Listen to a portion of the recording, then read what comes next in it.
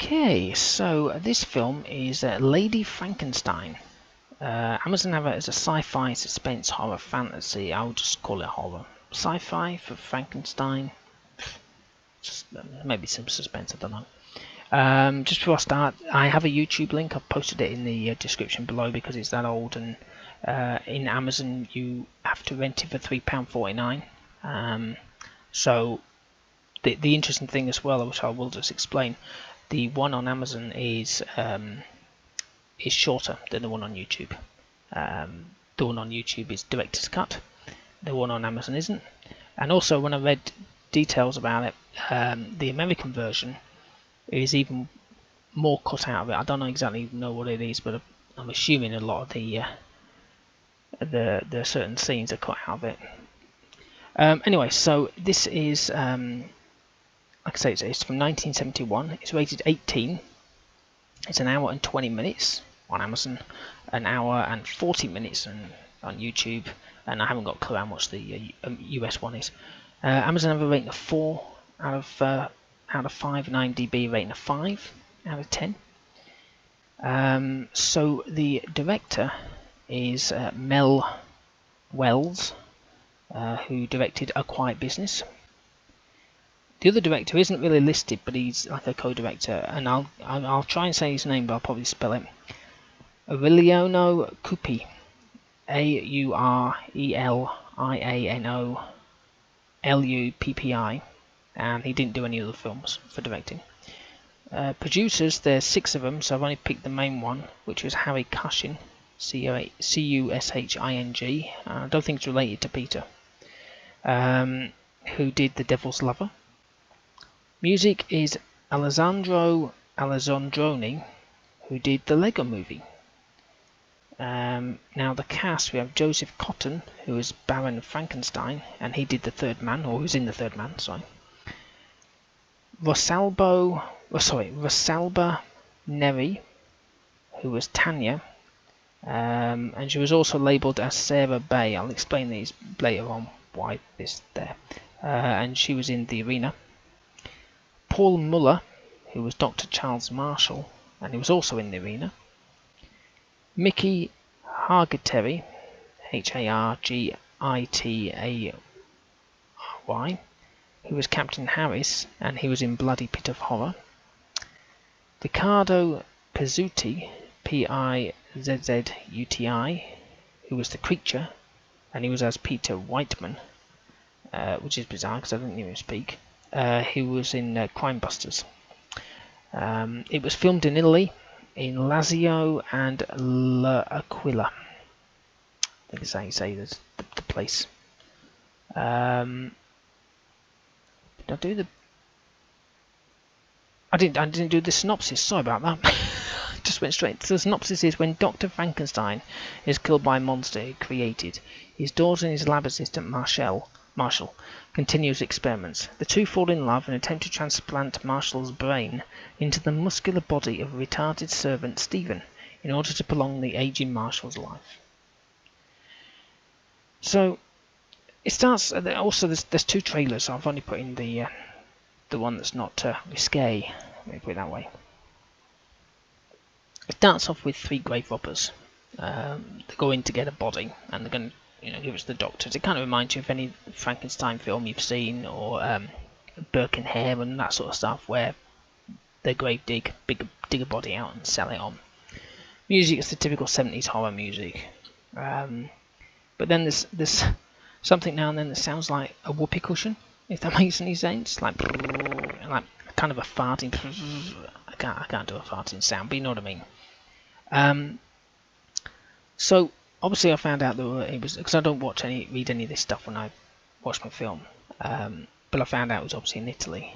But for some of the actors, which I'm assuming were people like Rosalba, the female, and Riccardo, and there's quite a few others as well. They seem to try to speak English, but their voices don't seem to match, if you know what I mean. It doesn't add up. So it's not dubbed. But what it is they are trying to speak English. They don't speak English as their first language, and then somebody's speaking over them which I think is this as Pete Whitman, as Sarah Bay, over their voices.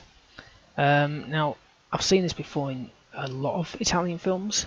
If you ever seen Demons, Dario Argento did the Demons, and Bavo Lombardo, I think it is.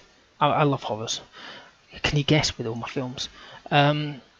So what they do on them is the same sort of thing. You'll watch them and you'll see some Americans in there and go, "Oh, that's okay," and then some Italians that you look, because you think, well, they don't look American, and then they speak and it's like, wait, is it misdubbed, or is the voices out of sync? And it's not. It's because they're speaking, somebody else is speaking for them, but they're trying to speak it themselves, which I think is an interesting way. But only Italians seem to do it, from what I gathered anyway.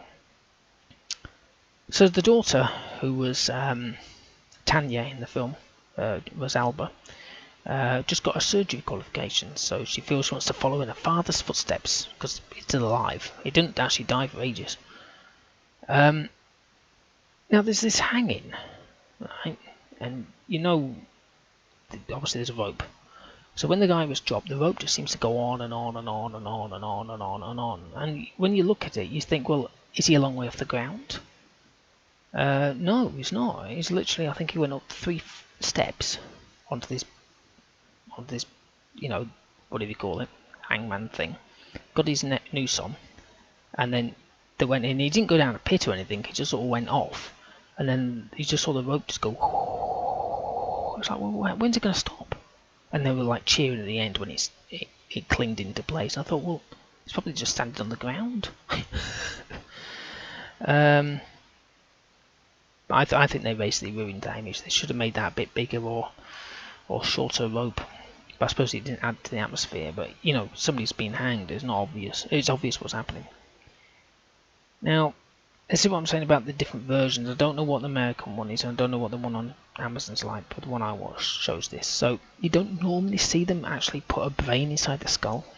So normally what you see in these old films, even though it's an 18, Peter Cushing's and all that used to do it, is they're sort of like, they're going, okay, get me the brain. So he'll open up get the brain in his hand, and then you'll see his hand sort of disappear onto the camera, messing around, with the forceps and stuff. And you won't see anything. You just see his hand moving around and his face contorted and, whatever.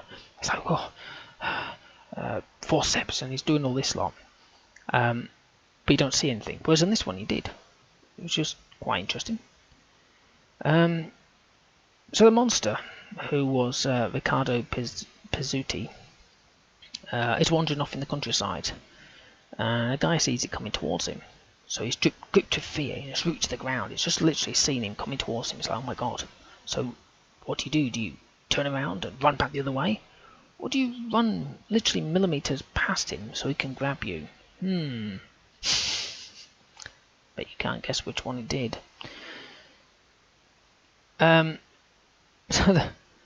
the captain, who was Mickey Hargitay, he's awesome. He's great with his one-liners and stuff, because somebody obviously says about the lion. He says, I'm used to it and all this business.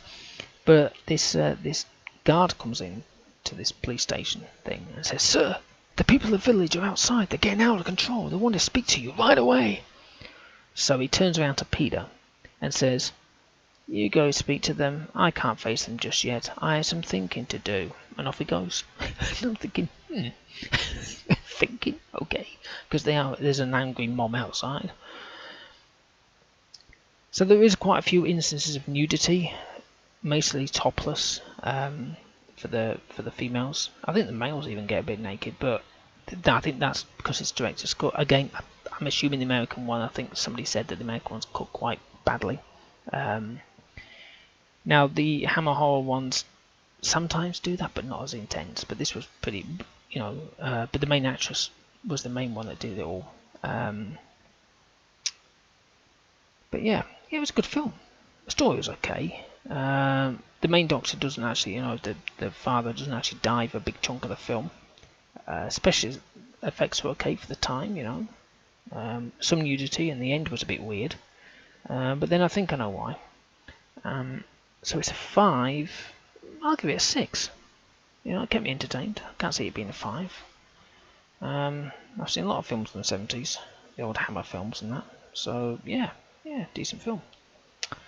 Okay, well, hopefully you enjoyed listening and watching that. Please subscribe to my channel. I've got plenty of the film reviews. I mainly do games, but somebody suggested I do some films, so I decided to kind of branch out a little bit. I only do this now and then, you know, one video, one a week. But I mainly do Let's Plays and reviews, so if you want to watch any of those, please do. But if not, if you just want to subscribe for my films, that's even better. So, okay, well, thank you and goodbye.